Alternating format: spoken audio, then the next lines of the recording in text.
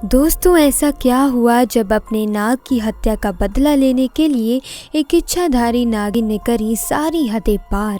ये घटना जानकर आपके भी रोंगटे खड़े हो जाएंगे।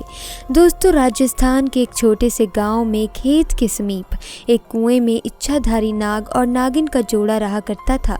एक रात्रि की बात है जब इच्छाधारी नागिन अपना रूप बदलकर चांदपुर गांव में यूं ही भ्रमण के लिए निकली थी और कुएं के पास उस समय इच्छाधारी नाग सो रहा था।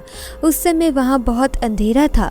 श्याम और आकाश नाम के दो किसान अपने खेत का सारा काम निपटाकर उसी कुएं के पास से गुजर रहे थे। ऐसे में अंधेरे में भूलवश श्याम और आकाश का एक पैर इच्छाधारी नाग के फन पर रखा गया।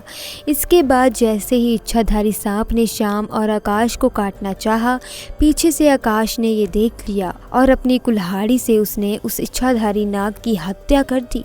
जब दोनों को पता चला कि ये कोई साधारण नाग नहीं, ये तो इच्छाधारी नाग है, तो उन्होंने उसे उठाकर पास में स्थित कुएं में फेंक दिया और वहां से भाग निकले।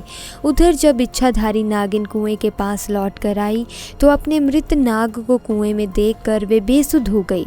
उसने नाग की आंखों में उसके कातिलों को देख लिया था। उसके दिमाग में बस एक ही शब्द चल रहा था, बदला। उसने उसी समय प्रण लिया कि जिसने भी मेरे नाग की हत्या की है, मैं उन दोनों इंसानों को इस कुएं के अंदर ही मारूंगी। ऐसे में उसने बहुत सालों तक उस कुएं में रहकर अपने नाग के कातिलों का इंतजार किया, परंतु श्याम और आकाश ने उस घटना के बाद उस स्थान से निकलना ही बंद कर दिया।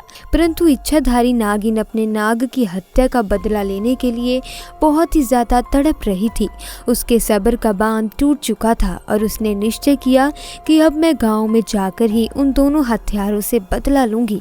उसने बहुत ही सुंदर कन्या का भेष धारण किया और चांदपुर गांव में पहुंची। पूरे गांव में उसने नाग की आंखों में देखे कातिलों को ढूंढना चाहा, पर वे कहीं नहीं मिले। परंतु रात्रि के समय श्याम और आकाश पुणे खेत से काम करके वापस लौट रहे थे। तभी उनकी इच्छाधारी नागिन पर नजर पड़ गई। उस समय उसने बहुत ही सुंदर कन्या का रूप धारण कर रखा था और वे अपनी सुंदरता से श्याम और आकाश को लुभाने लगी। वे दोनों उसकी सुंदरता पर मोहित हो चुके थे।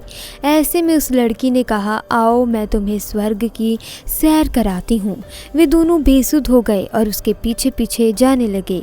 उस लड़की की सुंदरता में इतने मोहित हो चुके थे कि उन्हें समझ ही नहीं आ रहा था कि वे दोनों उसी स्थान पर जा रहे हैं जहाँ पर उन दोनों ने नाग की हत्या की थी।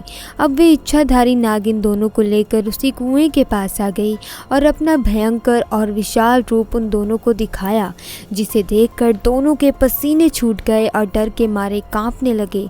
इच्छाधारी नागिन ने उन्हें अपना पक्ष रखने का मौका भी नहीं दिया कि भूलवश उनसे नाग की हत्या हुई थी और नागिन ने उन्हें डस डस कर दोनों को मारकर अपने नाग का बदला लिया और अपने प्राण के अनुसार दोनों के शव को उसने उसी कुएं में फेंक दिया जिस कुएं में उन्होंने उसके नाग को मार कर फेंका था, और वे पुनः उस कुएं के पास रहने लगी। दोस्तों, आप इस बात का विशेष ध्यान रखिएगा कि किसी भी प्रकार से आप जाने अनजाने में किसी भी नाग नागिन को चोट ना पहुंचाएं, क्योंकि हमारी एक गलती हमारे ऊपर बहुत भारी पड़ सकती है। नाग हो या नागिन, ये सब महादेव के गहने हैं। हमारा कार्य है कि हम महादेव की भक्ति करते हैं, उन्हीं के साथ ही हम इनकी पूजा अर्चना भी करें, न कि उन्हें चोट पहुंचाएं। साथ ही इस घटना को लेकर आपकी क्या राय है, ये कमेंट्स में ज़रूर बताएं और महादेव के भक्त सच्चे मन से पूरी श्रद्धा से नीचे कमेंट बॉक्स में ज़रूर लिखें। हर हर महादेव। आपका बहुत बहुत धन्यवाद।